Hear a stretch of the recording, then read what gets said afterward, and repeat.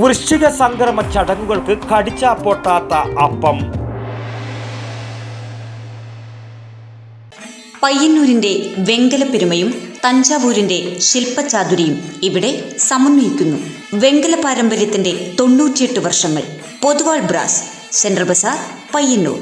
യന്ത്രവൽകൃത ലോകത്തിന്റെ ആലസ്യങ്ങൾക്കിടയിലും ദേവീപ്രസാദമായ തണ്ണീരമൃത് വാങ്ങാൻ ക്ഷേത്രസന്നിധിയിൽ നാട്ടുകൂട്ടം എത്തുന്നത് അപൂർവ കാഴ്ചക്ക് കളമൊരുങ്ങുന്നു.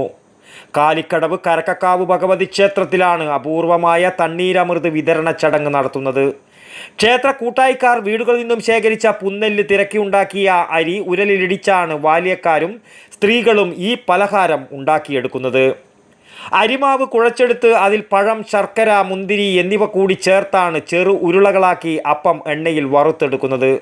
വൃശ്ചിക സംക്രമം ദിവസം പുലർച്ചെയാണ് ഉണ്ടിലിങ്ക, കടിച്ചാ പൊട്ടാത്ത അപ്പം എന്നീ പേരുകളിൽ അറിയപ്പെടുന്ന അപ്പം വിതരണം ചെയ്യുന്നത്.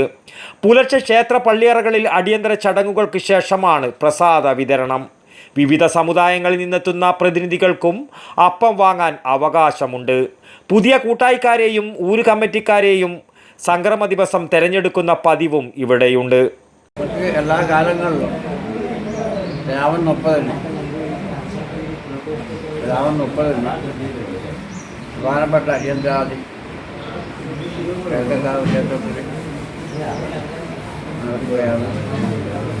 അത് പ്രധാനപ്പെട്ട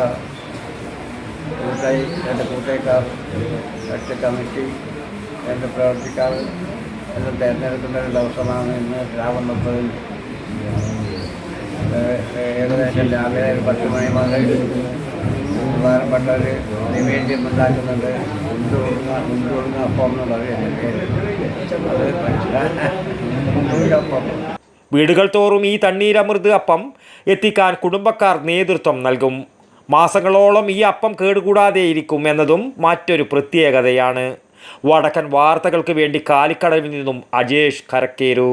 പയ്യന്നൂരിന്റെ വെങ്കലപ്പെരുമയും തഞ്ചാവൂരിന്റെ ശില്പചാതുരിയും ഇവിടെ സമന്വയിക്കുന്നു. പൊതുവാൾ ബ്രാസ്, പയ്യന്നൂർ.